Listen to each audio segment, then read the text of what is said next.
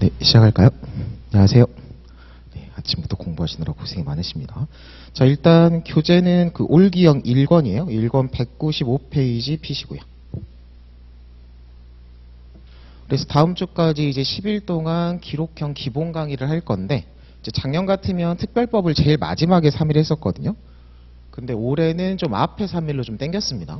그래서 이유는 이제 특별법을 마지막에 붙이다 보니까 그 앞에 수업하던 진도가 좀 밀려가지고 어떻게 보면 기본 강의에서 가장 비중 둬야 되는 특별법인데 앞에 거 진도가 좀 밀리고 하다 보면 이제 뒤에 거 이제 좀 특별법을 좀 날림이란 좀 표현은 그렇고 너무 빨리 진행하게 돼가지고 약간 좀 집중도가 떨어지고 좀 소홀하게 돼서 좀 중요한 특별법을 아예 그냥 앞에 몰아가지고 약간 특별법 특강실을 약간 독립시켜가지고 강의 성격을 이제 3일 몰고 나서 4일차부터 약간 이제 나머지 기록형 기본 강의를 차근차근 나가려고 한 거예요.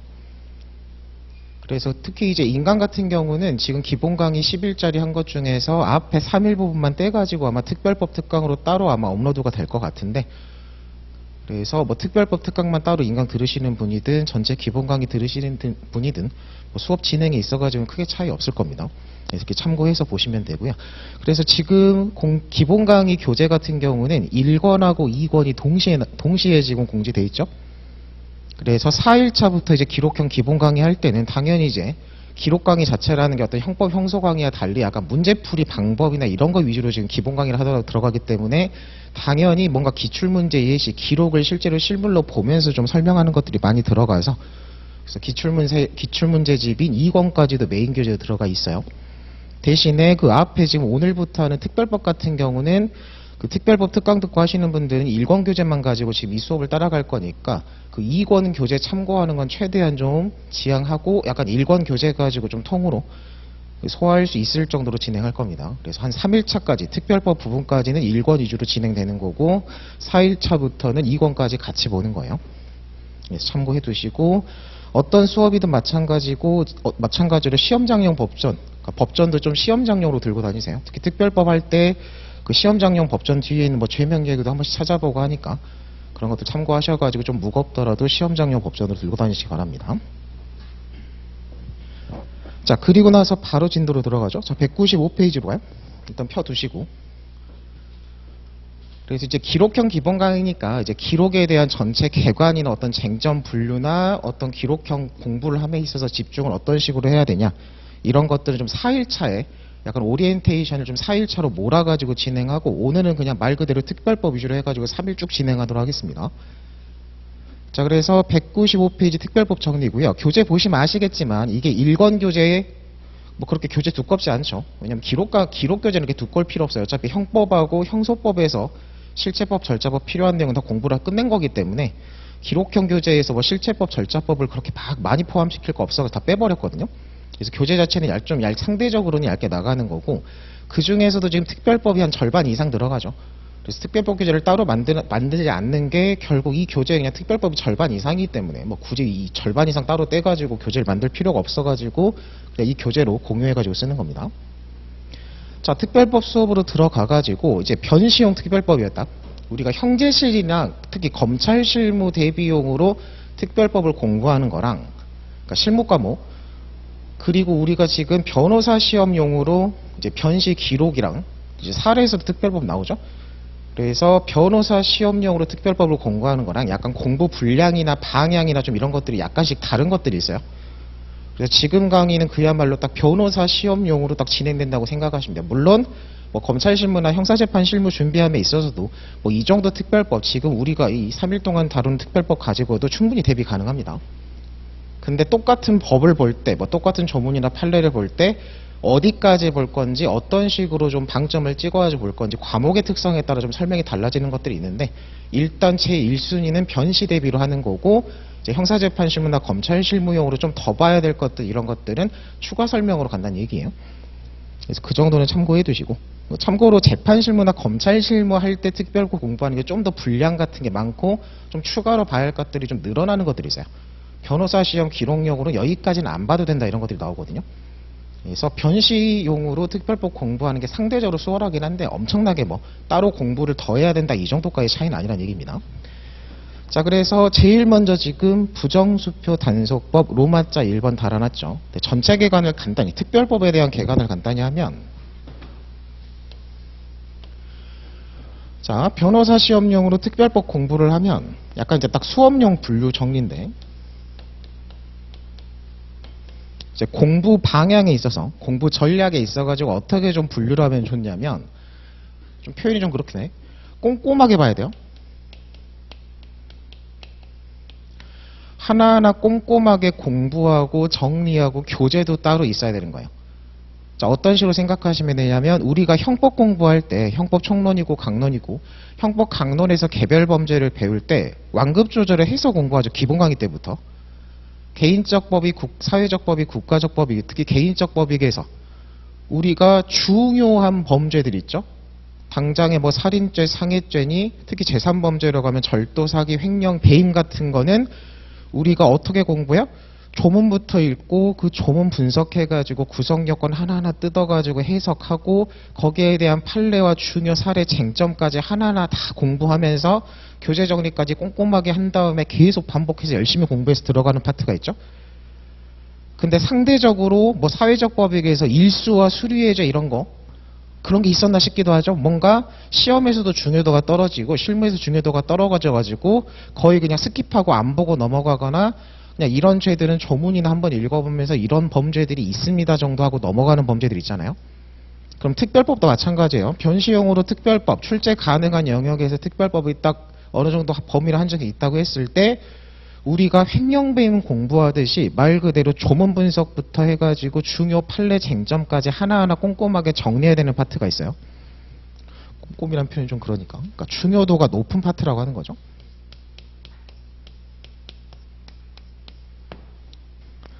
자, 그러면 우리가 지금 3일 동안 특별법 공부를 변시용으로 한다고 했을 때 3일 동안 공부하는 거에서 한 이틀 반 정도, 이틀 정도 메인 공부는 이쪽에 몰려 있는 거예요. 당연히 시험에서 중요한 거 위주로 해야 되죠. 완급 조절해가면서. 자, 그 다음에 중요도가 좀 떨어지는 게 있어요. 그냥 존재 정도만 알면 돼요. 자, 그리고 포인트는 뭐냐면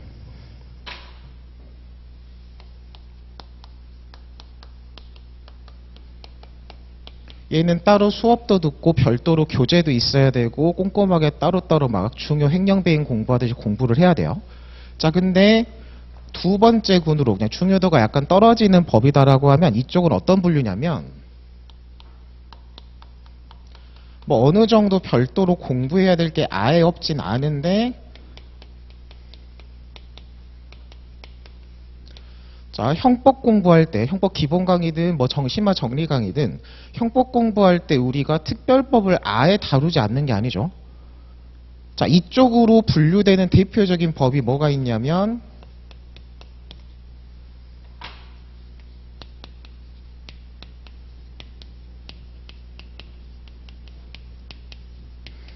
성폭력 처벌 등에 관한 특례법하고 아동 청소년의 성보호해야 되는 법률이 있습니다. 자, 이거 되게 많이 봤죠? 우리가 형법 공부하고 형소 공부할 때.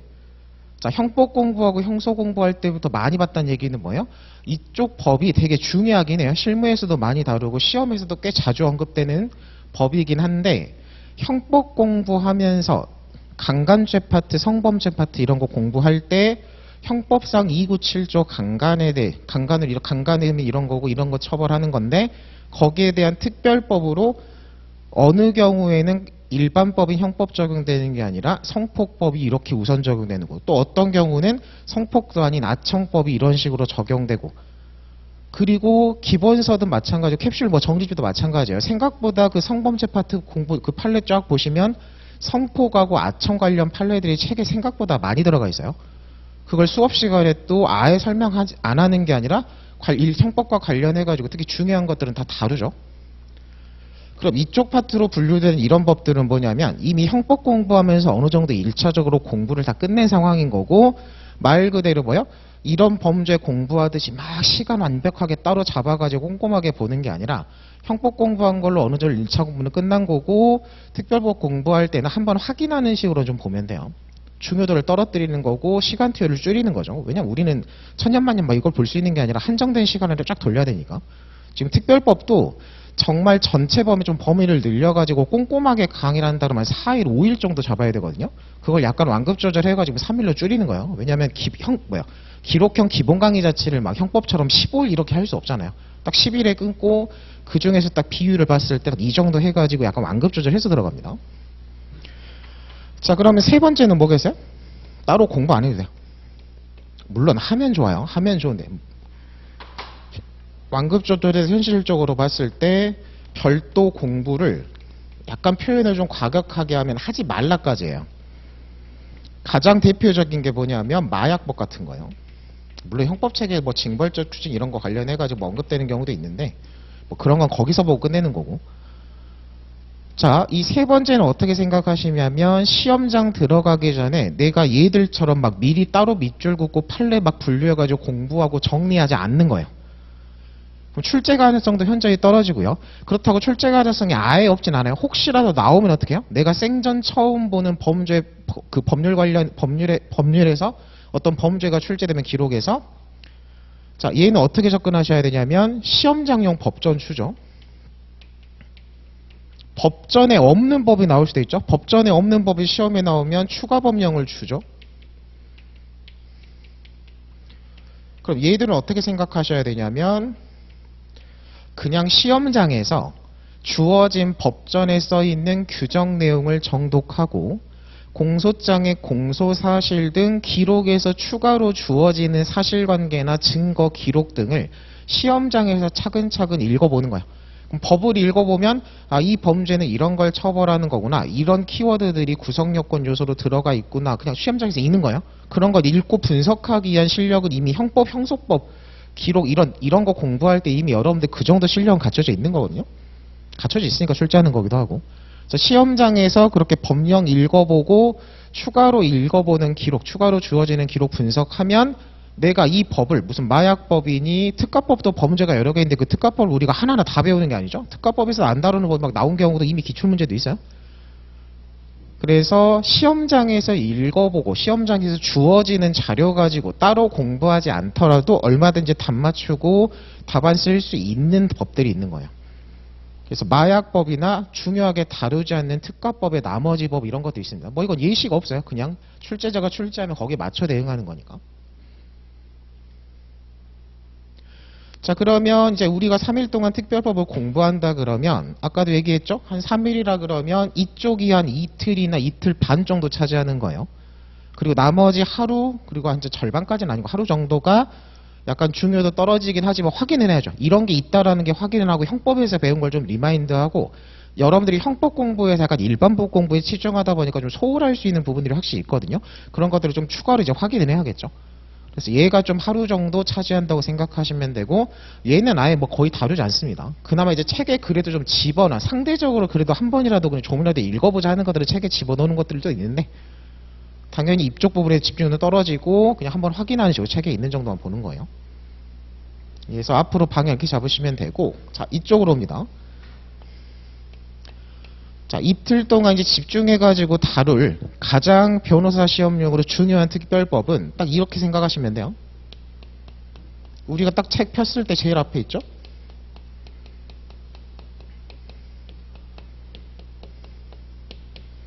일단 부수법은 중요해요. 부수법은 공부해야지 공부를 따로 안 하면 그냥 대충 형법에서 공부나 아예 이렇게 그냥 공부 안 하고 들어가면 못 풉니다. 그러니까 따로 공부를 해야 중요도를 올린다는 얘기는 따로 뭔가 공부를 안 하면 시험장에서 문제를 못 푸니까 그렇죠. 자, 그래서 일단 부수법이 제일 중요해요. 그래서 근데 부수법은 중요도에 비해서 분량이 많진 않아요. 그래서 그냥 오늘 부수법 끝나버릴 거거든요. 자, 그리고 이제 나머지는 딱 뭐냐면 결국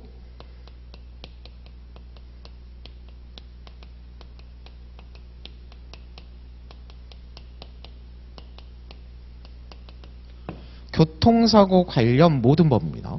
교통사고가 제일 중요해요. 특히 특별법 파트에서는 교통사고는 이미 사례 시험에서 나왔었죠. 그래서 사례 기록에서 무조건 특A급이라고 생각하시면 되고 이쪽 공부, 이쪽이 여러분들을 계속 괴롭히고 뭔가 이것도 봐야 되고 저것도 봐야 되고 특히 기록 같은 거 막 판례 없는 것도 막 낼 수도 있는 거고 이쪽이 제일 여러분들 제일 괴롭히는 거예요. 그러면 가장 대표적으로는 일단 도로교통법이 있겠죠. 이런 것들은 형법 시간에도 어느 정도 다 기본 언급이 끝나기 때문에 뭐가 있다라는 건 다 아실 거예요. 좀 줄여가지고 얘기하죠. 자, 교통사고 처리 특례법 있고 특가법에도 일부 규정 있죠.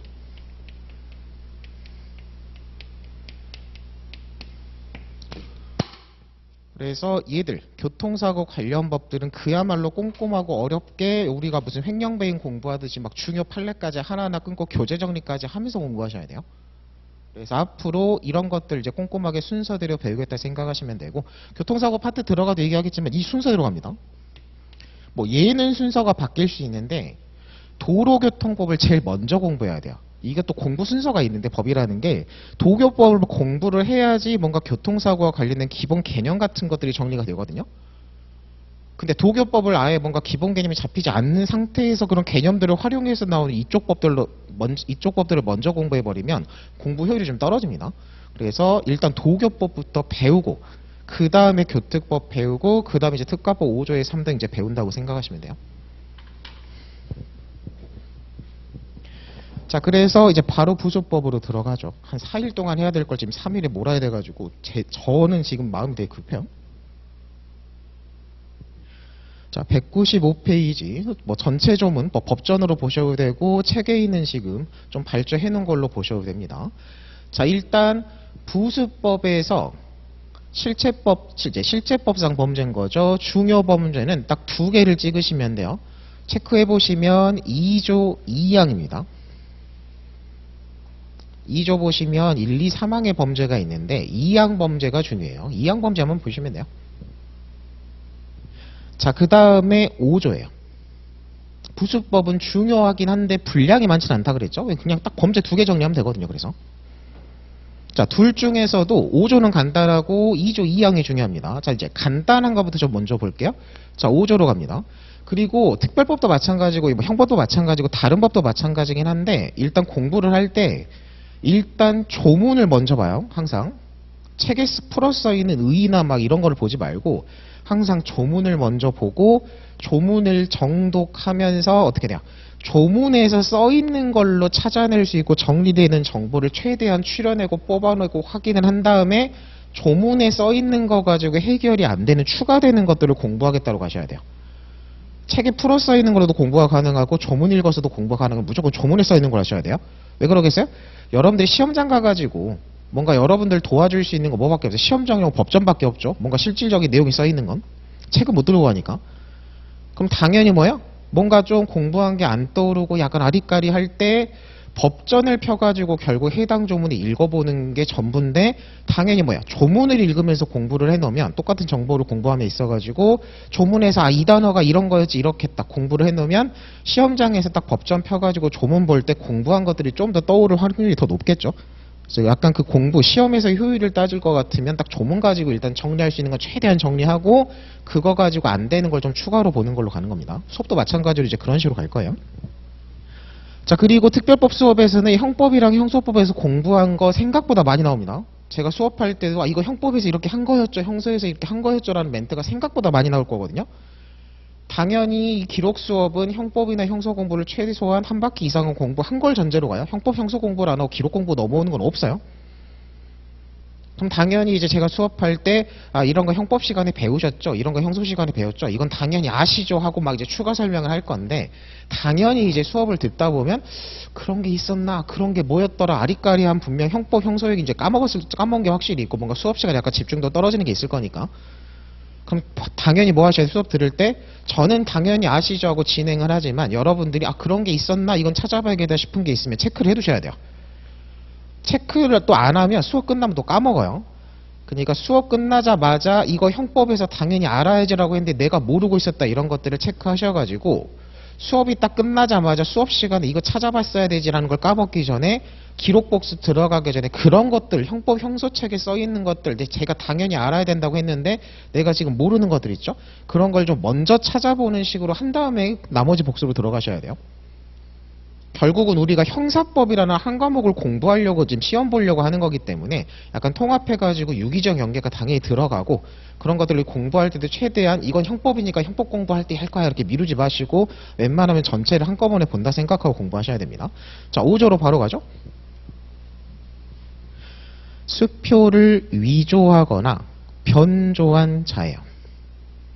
5조는 간단하죠? 수표 위조죄, 수표 변조죄입니다. 그럼 여기서 무슨 위조의 개념, 변조의 개념을 설명 안 해요. 왜? 형법에서 다 배웠을 거니까. 자, 5조는 뭐에 대한 특별법이에요? 형법에서 배운 위조 관련 범죄가 통화가 있었고 유가증권이 있었고 문서가 있었죠. 뭐 인장 이런 거 넘어가고. 자, 그럼 5조는 뭐에 대한 특별법이냐면 형법상 유가증권 위조죄에 대한 특별법입니다. 자, 여러분들 상법에서 어음수표법 배웠죠? 수표의 개념도 배웠죠? 자, 그러면 수표라는 것도 유가증권 안에 포함됩니다. 자, 유가증권의 개념이 뭐예요? 어떤 증서의 재산권이 화체되어 있고 그 재산권 행사에 증서의 점유 이전을 요하는 게 유가증권이죠. 가장 대표적인 예시로 백화점 상품권을 들잖아요. 100만 원짜리 백화점 상품권에는 그 증서 상품권에 100만 원의 재산권이 화체되어 있고, 그리고 백화점 가서 그 100만 원짜리 상품권으로 물건을 사려면 백화점 직원한테 내가 이 상품권이라는 증서를 넘겨야, 점유를 이전해야 100만 원짜리 물건을 나한테 팔고 넘겨주는 거죠. 전형적인 유가증권이에요. 수표도 마찬가지죠. 2억 원짜리 수표라고 하면 이 수표라는 증서에 2억 원의 재산권이 화체되어 있는 거고, 이 수표를 가지고 2억 현금 대신 채무 변제를 하겠다 그러면 이 수표를 채권자한테 점유이전해서 넘겨야지 채무이행이 되고 재산권 행사가 되는 거죠. 그래서 수표라는 것도 전형적인 유가증권의 일종이에요. 자, 그러면 뭐요? 부수법 5조 조문이 따로 없더라도 수표를 위조한 사람은 5조가 없더라도 무죄가 아니라 뭐가 되는 거야? 유가증권 위조죄가 그냥 됩니다. 그럼 관계가 어떻게 돼요? 형법상 유가증권 위조 변조죄는 일반법이고 부수법 5조는 유가증권 중에서 수표만 떼가지고 우선 적용되는 특별법인 거예요. 그러면 이쪽 파트 공부할 때는 형법상 유가증권 위조 변조 배운 걸 생각하면서 가셔야 돼요. 그럼 위조 변조의 개념은 형법에서 배운 거랑 똑같다는 얘기예요. 차이점 위주로 추가하면서 배우시면 돼요. 그래서 항상 이 기록 공부는 형법 형소 공부를 1차적으로 한 걸 현저가요. 이게 유가증권 위변조를 안 배운 상태에서 이게 공부가 안 됩니다. 자, 그러면 다시 5조로 오셔가지고, 자, 유가증권 위조랑 비교해서 당장 조문을 읽어보면 뭔가 횡하죠. 뭐가 없어요? 행사할 목적이 없어요. 물론 이제 본문 뒤에 가면 본문에도 써있긴 합니다. 근데 조문 가지고 좀 확인하라 그랬죠. 그래서 목적을 구성요건 요소로 하지 않는 게 일반 유가증권 위변조죄와 차이입니다. 딱 그 정도 일단 하나 체크해 두시고. 자, 그러면 기본 공부 끝났어요. 더 공부할 거 없어요. 왜냐하면 형법책 보시면 유가증권 위조죄 파트 판례에 수표 관련 판례로 다 들어가 있거든요. 물론 그 중에 중요한 건 이 책에서 다 있죠. 자, 그래서 수표를 위조 변조하면 형법에 우선 적용돼서 부수법 5조로 처벌됩니다. 자, 근데 옆에다가 비교 표시하고 적어두시면 돼요.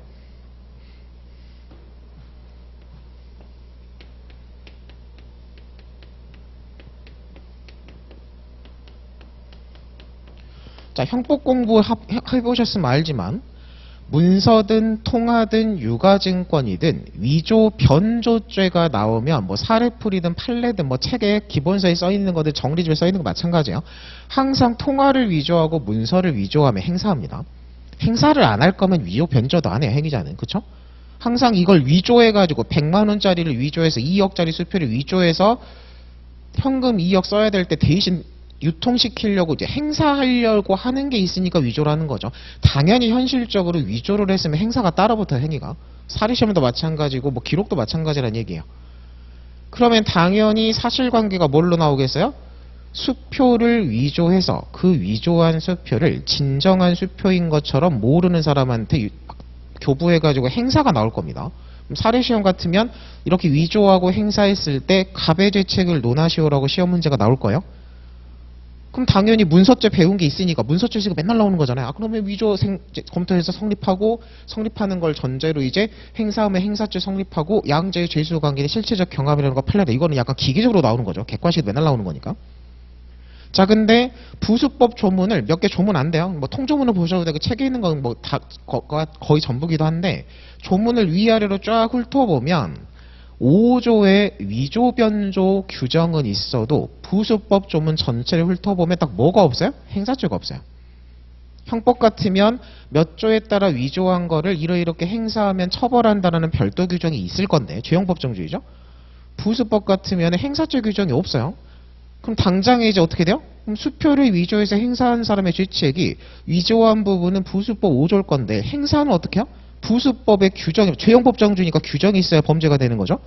그러면 부수법에는 규정이 없으니까 행사 부분은 무죄인가 보다 하면 틀리는 거예요. 이미 시험에 한번 나왔죠. 방금 그냥 지금 설명하는 게 시험에 그냥 그대로 나온 거예요. 자, 아까 처음에 얘기했죠. 부수법에는 위조 변조한 수표를 행사하는 부분에 대해서는 별도 처벌 규정이 없습니다. 그러면 그렇게 수표를 위조해서 행사까지 한 사람의 죄책은 어떻게 돼요? 자, 이거 그냥 어떤 법이든 이거 뭐 다 나와요. 특별법, 일반법이 있으면 일반법에 대해서 특별법이 우선적인데요. 유가증권 위조 일반법 형법상 부수법 5조 특별법에서 수표를 위조한 건 부수법 5조가 우선 적용되는 거죠. 목적도 필요 없이. 자, 근데 뭐야? 특별법이 없으면 다시 어디로 돌아가요? 일반법으로 돌아가요. 아까 제가 설명할 때 얘기했죠. 부수법 5조가 없으면 무죄가 아니라 일반법이 형법상 유가증권 위조죄 성립이에요. 자, 그러면 행사를 따져봐요. 위조 변조한 수표를 행사를 했으면 부수법엔 규정이 없으니까 어디로 돌아가야 돼요? 일반법이 형법으로 돌아가고 수표는 유가증권에 포함된다고 했죠. 그래서 앞에 그 서설을 길게 푼 거예요. 결론은 뭐예요?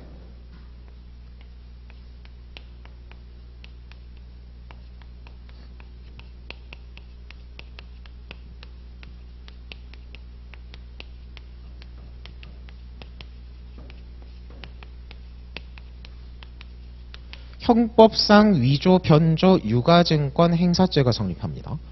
그러니까 아까 케이스에서 가배죄책은 위조, 변조 부분은 부수법 5조 위반죄가 성립하고 행사 부분은 형법상 위조, 변조, 유가증권 행사죄가 성립하고 이제 성립하는 범죄가 2개 이상이면 항상 마무리는 죄수 검토죠. 그 양죄의 죄수는 실체적 경합관계 있다로 끝나요. 그냥 이거 시험에 나온 거예요. 최근에. 몇 년 전에 나왔죠. 그래서 이거 틀린 사람들은 약간 좀 의문이 있어요. 아니 이 제일 먼저 하는 얘기잖아요. 5조 할 때. 자, 그래서 요거까지 체크하면 5조 기본 공부는 다 끝난 겁니다. 5조는 그렇게 복잡할 게 없어요. 왜 다 필요한 기본적인 개념이 형법에서 배웠기 때문에. 뭐 위변조의 개념이 부수법으로 올라온다고 해서 달라지는 거 아무것도 없거든요. 자, 그러면 이제 뭐예요? 좀 이쪽에 특이한 판례 몇 개만 체크하면 돼요. 자, 그 전에 하나만 더. 자, 5조로 가셔가지고 자, 변호사 시험에서는 법정형은 크게 신경 쓸 거 없습니다. 왜? 우리가 민사기록과 달리 형사기록에서는 청구 취지를 안 쓰죠. 그러니까 형사로 따지면 주문. 자, 징역 몇 년에 처한다 이런 식의 선고형을 때릴 것 같으면 처단형의 범위구역 하는 거를 우리 변시 형사기록에서는 시험에서 요구하지 않기 때문에 그 처단형의 범위나 선고형 같은 거 정함에 있어가지고 법정형이 그렇게 중요하지 않아요. 그래서 변시용으로만 내가 공부를 한다 그러면 형법도 마찬가지고 특별법도 마찬가지고 법정형 같은 건 크게 신경 안 써도 돼요. 근데 비교해가지고 이제 학교에 다녔으니까 다 아시죠? 자, 처단형의 범위나 선고형을 뭔가 출제가 되고 풀어가지고 시험 보고 문제 답까지 맞춰야 되는 과목이 있죠. 형제실이에요. 검찰 실무에서 좀 이제 신경 써야 되고. 특히 형제실 같으면 내가 만약에 형사재판 실무용으로 이 특별법을 공부한다 그러면 전체 다는 아니어도 좀 형제실용으로 특이한 법정형을 규정하는 것들이 있어요. 뭘 위해서? 처단형의 범위 구하고 그 범위에서 뭔가 양형고려해서 선고형을 때리는 답안을 쓴다라고 했을 때 법정형을 형제실은 좀 신경 써야 됩니다. 그래서 형제실 하실 분들만 좀 체크하시면 돼요. 자, 5조가 법정형이 좀 특이합니다. 자, 뒤에 보시면 써있죠? 1년 이상의 유기징역이에요. 근데 이건 기본적으로 항상 머릿속에서 1년 이상이라고 써있으면 여러분들 한번 머릿속에서 각오를 해야 돼요. 1년 이상 30년 이하죠. 왜 30년이 어디서 튀어나온 거야? 형법 42조 본문이죠. 그러니까 각칙 규정에는 1년 이상이라서 단기 1년만 써있고 상한이 열려있지만 각칙 모든 범죄에 공통적으로 적용되는 총론이죠. 총칙. 형법 42조 본문에서 징역은 1개월 이상 30년 이하, 가중하면 50년까지니까 1년 이상이라고 써있어도 머릿속에서는 1년 이상 30년 이하인 거예요. 특히 형제실 하실 분들은 약간 이런 것들을 습관적으로 이제 공부할 때 체크하시고. 자, 근데 유기징역화 수표 금액 10배 이하의 벌금. 그러니까 위조 변조한 수표에 써있는 그 수표 금액 있죠? 거기다 곱하기 10을 한 범위 내에서 벌금이에요. 물론 이제 5만 원 이상이겠죠? 자, 근데 이게 특이한 게 아니라 체크를 어디 하셔야 되냐면 유기징역 과여과. 과에다가 체크하는 거예요. 형제실용으로. and죠? 또는이 아니에요. 자, 뭐랑 비교하시냐면 아직 안 보긴 했는데 2조 2항의 법정형 보세요. 자, 이러이러한 경우 1항과 같다 해서 1항의 법정형을 갖다 쓰니까 이제 1항에 써 있는 걸 보시면 되죠. 자, 1항 보시면 법정형 5년 이하의 징역 또는이에요. 자, 여기는 또는입니다. 그래서 밑에 있는 과하고 위에 있는 또는을 좀 비교해서 묶어주시고, 그리고 수표의 금액 10배 이하의 벌금이죠. 자, 이게 이제 형제실용으로 왜 중요하겠어요? 5조의 벌금은 필요적 병과예요. and라고 돼 있죠. 과라고 돼 있죠. 자, 필요적 병과니까 어떻게 돼요? 처단형의 범위 구하는 순서가 어떻게 돼요? 각총상선이죠. 형의 선택을 먼저 해요. 자, 2조 2항의 법정형은 징역 또는 벌금이라고 돼 있으니까 처단형의 범위를 구함에 있어 일단 뭐 해야 돼요? 형의 선택, 징역을 때릴 건지 10배 이하 벌금을 때릴 건지부터 선택을 하고, 만약에 징역형을 선택했으면 그 징역형 선택한 것, 징역형에 대해서만 나머지 가중감경을 하는 거예요. 그럼 처단형의 범위와 최종적인 선고형에는 징역만 둬요. 자, 근데 5조는 지금 어떻게 돼 있어요? and죠. 징역, and, 벌금 둘 다 처한다요. 그럼 이 경우는 뭐가 안 들어가요? 형의 선택이 안 들어갑니다. 그럼 결론은 뭐예요? 5조의 경우는 징역, and, 벌금이 처단형의 범위 선고형이 항상 같이 나와야 돼요. 그럼 이게 왜 중요하겠어요? 이거 누락하면 틀리는 거예요. 뭔가 항상 또는이 주로 나오니까 또는에서 형 선택하는 거가 익숙해가지고 5조가 필요적 병과한 거를 누락해가지고 그냥 습관적으로 징역 선택해가지고, 시험에서는 보통 징역 벌금 징역 선택한 걸 전제로 계산하라고 나오죠. 징역 그냥 선택해가지고 가중감경 열심히 해봤자 선택해서 징역만 뽑는 순간 그 답은 틀린 거예요. 처단형의 범위는 말 그대로 숫자가 맞아 떨어져야 되니까, 객관식적으로. 그래서 이게 필요적 병과를 누락하시면 안 됩니다. 생각보다 필요적 병과가 여러분들 공부 범위 내에서 몇 개 없어요. 그 중에 하나예요. 근데 변시용으로는 신경 안 써도 돼요. 변시에서는 이런 거 안 나오잖아요. 그야말로 형제실용입니다. 자, 그리고 나서 2조 2항으로 가요. 일단 기본적인 범죄 설명이랑 조문 읽으면서 하는 거예요, 지금. 자, 2조 2항으로 갑니다. 이 범죄가 훨씬 중요해요, 시험에서. 수표를 발행하거나 작성한 자가 수표를 발행한 후 예금 부족 등으로 제시기일에 지급되지 아니하게 한 경우, 아까 이제 선택적이었죠. 5년 이하의 징역 또는 수표 금액 10배 이하의 벌금에 처한다라고 돼 있어요. 흔히 부정수표 발행이다라는 표현도 쓰죠. 자, 그러면 2조 2항은 뭘 처벌하는 거예요? 자, 수표의 본질이 뭐 여러분들? 상법 시간에 객관식 지문이 나오죠. 어음수표의 본질은 실질적인 이행기의 연장이다, 이런 지문 본 적 있을 거예요. 자, 수표라는 거는 왜 실질적인 이행기 연장이에요? 자, 여러분들이 채무자입니다. 내가 공사 도급을 준 게 있어가지고 이제 공사 기간이 막 끝났고 공사가 이제 건물이 다 올라갔어요. 그럼 이제 건물 올린 내 수급인이 나한테 찾아와가지고 공사 대금 줘라라고 하겠죠. 자, 내일 모레 수요일까지 내가 이 수급인한테, 내 채권자한테 현금 2억을 싸줘야 돼요. 그날 내가 이거 이행 안 하면 나 채무불이행이에요. 그럼 막 압류 들어오고 내 지금 직장 막 회사 망하게 생긴 거예요, 지금. 자, 그래서 수요일까지 현금 2억을 지금 쏴줘야 되는데 당장 나도 받을 돈이 밀려가지고 현금이 없어요.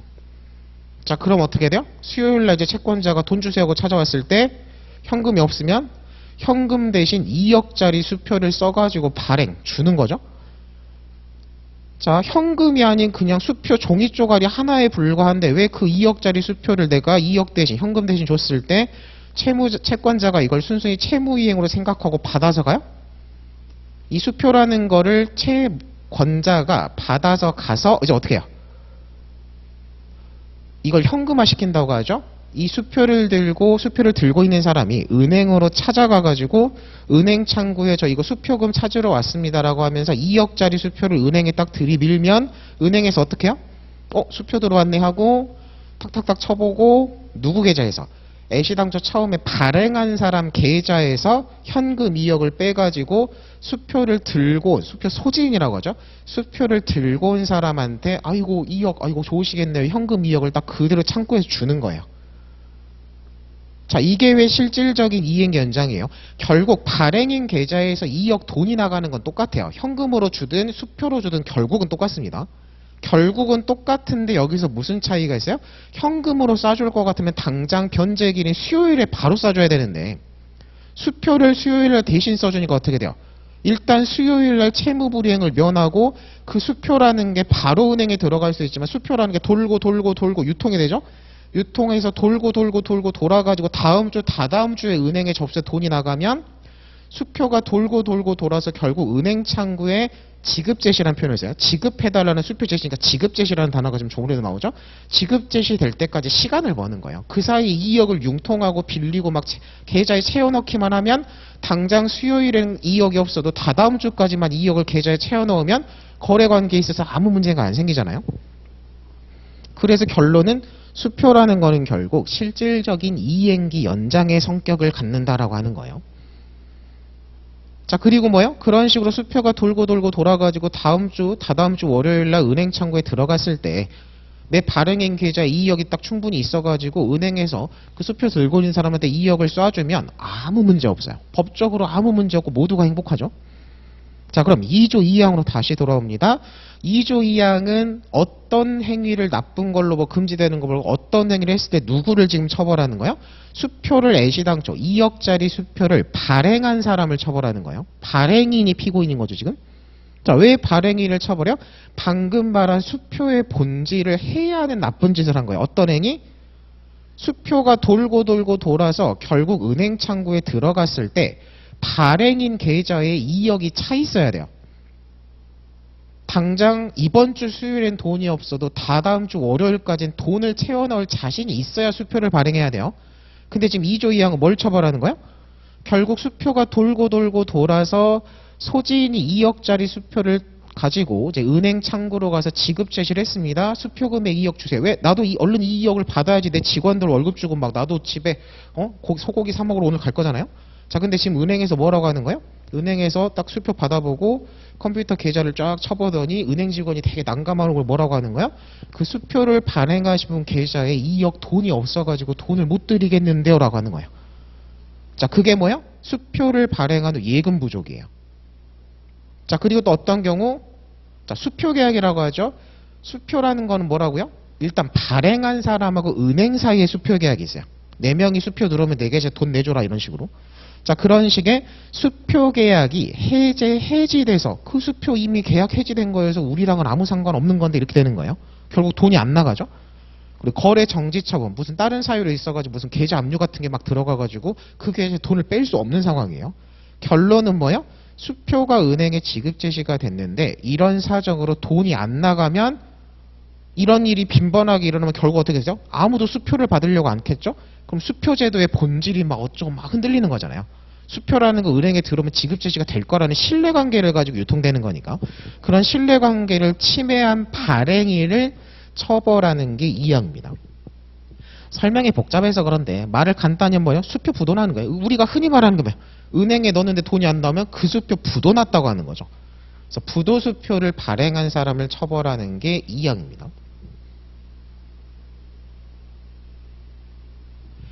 자, 그래서 2조 2항에서 부정수표 발행을 처벌하고 5조에서 수표 위조 변조를 처벌하는 거예요. 자, 그리고 2조 2항이 또 왜 중요하냐면 시험에 상대적으로 4항 때문에 중요도가 확 올라가는 거예요. 자, 4항 읽어봅니다 이제. 자, 2항의 죄는 수표를 발행 작성한 자, 피고인 행위자죠. 그 발행 작성한 자가 수표를 회수한 경우 체크해요. 소송조건 관련 공소기각 사유가 2개가 있는 거예요. 첫 번째, 그 수표를 찾아온 경우예요. 범죄는 이미 성립을 했고 지급거절돼서 이미 범죄는 성립한 상태에서 그럼 이제 2조 2항으로 기소돼서 처벌될 일만 남았는데 공소제기 전이든 후든 그 발행한 사람이 그 수표를 들고 있는 소지인이라는 표현이 있어요. 소지인한테 수표를 찾아와서 수사기관이든 법원이든한테 저 수표 찾아왔어요, 회수했어요 라고 들이밀면 다음 줄에 뭐라고 되어 있어요? 공소를 제기할 수 없다예요. 공소 제기 전이면 공소 제기 전 회수됐는데 기소됐으면 법원의 조치가 뭐겠어요? 형사소송법 327조 2호에 따른 공소기각 판결. 공소 제기 후 재판 과정에서 1심 재판 과정에서 회수가 되면 반의사불벌죄랑 똑같죠. 327조 6호에 따른 공소기각 판결 사유가 됩니다. 자, 수표 회수예요. 공소기각 판결 사유. 자, 그 다음에 또는 뒤에 회수하지 못하였더라도 수표 소지인의 명시적 의사의, 자, 이게 뭐야? 이건 딱 익숙하죠? 처벌 불원의 의사 표시예요. 피해자가 아니라 소지인이죠. 그래서 명시의사에 반하는 경우 역시 공소 제기할 수 없다. 327조 2호 6호의 공소기각 판결 사유입니다. 소송 조건으로서 공소기각 판결 사유가 두 개가 들어가고 그 중에 하나가 뭔가 일반법 형법에서 보지 못한 거죠. 수표 회수. 그러니까 이런 거랑 엮어가지고 문제 내기가 좋아요. 유죄인 거 같은데 공소기각이다 이런 식으로 빼기 좋잖아요. 그렇기 때문에 상대적으로 시험에서 중요도가 확 올라가는 겁니다. 그래서 항상 2조 2항은 사항이 붙어 다녀요. 근데 5조에는 또 그런 점 없는 거는 그냥 조문으로도 바로 확인되죠. 자, 그 다음에 몇 개 이제 기록 풀이용 이런 걸로 좀 볼 게 뭐가 있냐면 7조로 가요. 금융기관의 고발 의무입니다. 자, 특별법 공부할 때 뭐 형법도 마찬가지긴 한데 어떤 중요 범죄를 공부할 때 우리 이제 결국은 문제를 풀어야 되잖아요. 자, 기록에 이런 범죄가 나오면 항상 좀 붙어 다니는 게 있어요. 뭔 소리냐면 자, 부수법 이런 수표 관련 부수법 범죄가 출제가 되면 자, 우리 기록 문제가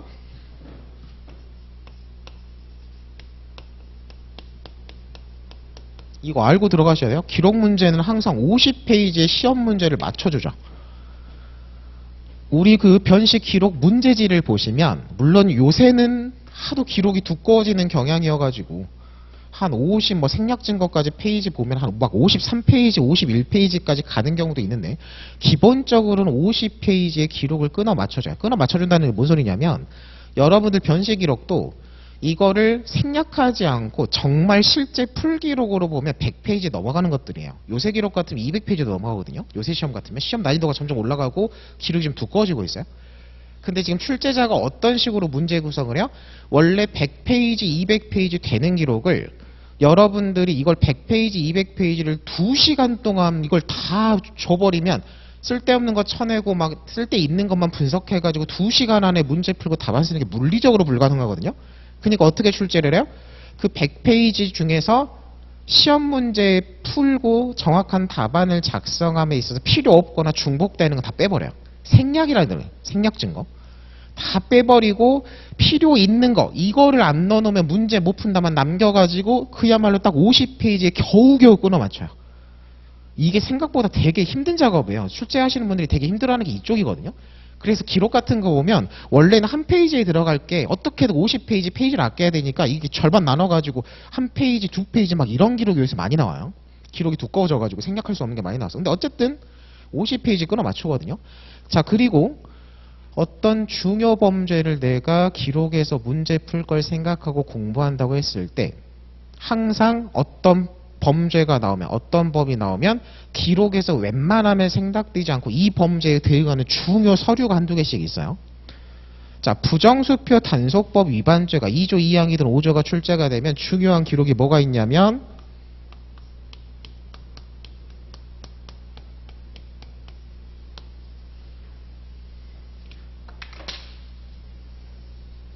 고발장이 나옵니다. 수표가 나오면 고발장은 무조건 나오게 돼 있어요. 이건 생략도 잘 안 돼. 이건 생략할 수가 없거든요. 문제를 만들어 오면 하는데. 자, 고발장이 생뚱맞게 갑자기 무슨 고발장이냐면 자, 고발인명이에요. 고발인이 이 고발장이 누구 명의로 들어가냐면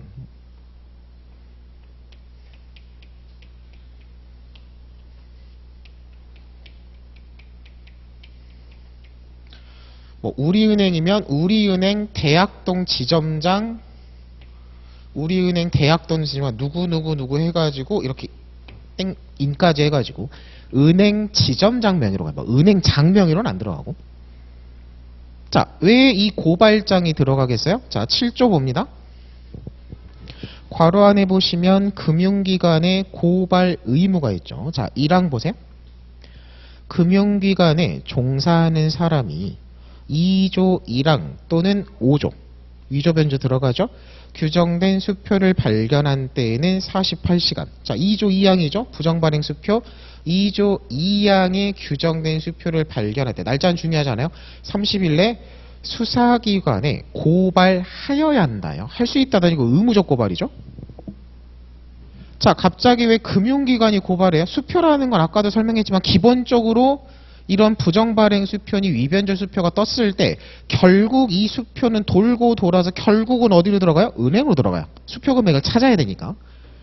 그러니까 부정발행 수표든 위조변조 수표든 이런 나쁜 짓을 한 사람이 있고 이런 나쁜 짓의 결과 부정발행 수표과 위조변조 수표가 발생했다라는 거는 누가 1차적으로 인지를 할 수밖에 없다?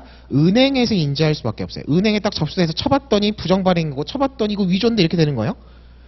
가장 1차적으로 발견하는 기관이 은행이니까 법에서도 발견했으면 무조건 고발해라요. 범죄를 발견했으면 신고해야 되는 거죠. 자, 그래서 고발 의무가 있습니다. 그러니까 어떻게 돼요? 우리가 공부하는 부수법 수표 2조 2항이든 5조든 기록을 구성할 때 가장 수사의 단서이자 핵심적인 내용이 담겨 있는 게 은행에서 접수시킨 7조의 고발 의무에 따라 고발하는 과정에 접수된 고발장이 가장 중요 서류가 돼요. 이건 빠질 수가 없어요. 명의는 중요하잖아요.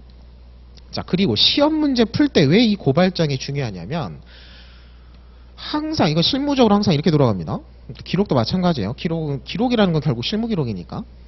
고발장에는 항상 별첨 서류가 있어요. 별첨, 별지라는 건 뭐예요? 물리적으로는 별도의 서류면 결국 하나의 서류로 취급되는 거예요. 법적으로는. 이 고발장에는 항상 별첨 문서가 뭐가 있냐면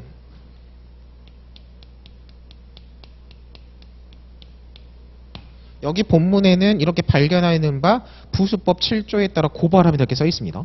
그리고 발견하였는 바 이 문장 안에 별지 기재와 같은 수표 이렇게 해가지고 써 있거든요. 여기 별지에 뭐가 들어가냐면 수표 사본이 들어가요. 그럼 2조 2항에 따라 부정 발행된 수표 사본이니까 뭐야? 그대로 복사해서 여기 붙이는 거예요.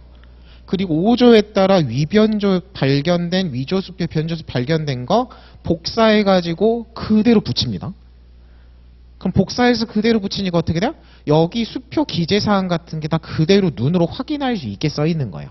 요게 수표 사본에 붙어가지고 고발장으로 접수돼서 우리 딱 기록 문제를 펴봤을 때 수사기록 안에 들어가 있겠죠.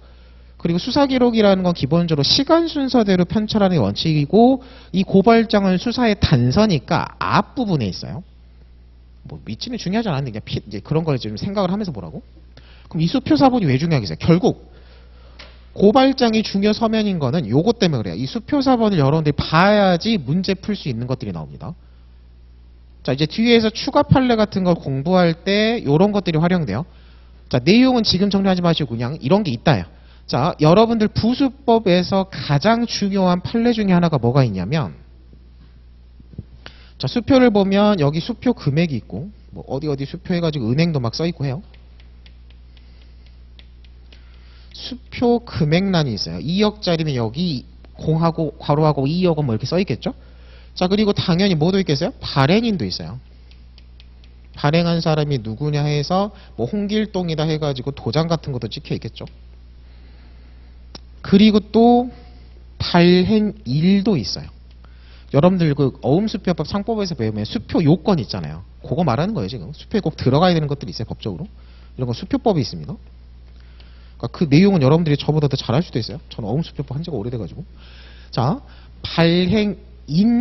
죄송해요. 발행일이에요. 일. 몇 월 며칠 날 발행한 거냐. 날짜 쓰는 난이 있어요. 자, 그럼 아직 안 배웠어요. 아직 안 배웠는데 부수법에서 가장 중요한 판례가 뭐가 있냐면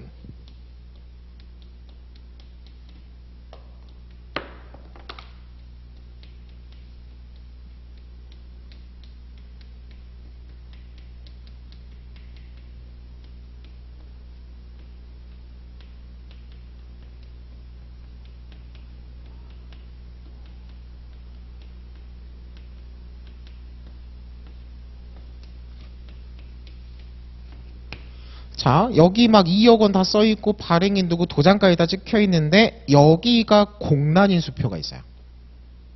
이건 어딜 봐야 확인돼요? 수표 사본을 봐야죠 확인돼요. 발행인이 공란인 상태로 발행했다는 문장을 일부러 다른 기록에서 다 빼버리거든요. 공소장이 같은 데서. 그럼 어디서 딱 확인해야 직접적으로 쟁점과 결론이 나오는 거야? 여길 딱 눈으로 확인을 해봤더니 여기가 회행안이 비어있어요? 그럼 무슨 판례가 딱 떠오르냐면 이 판례야.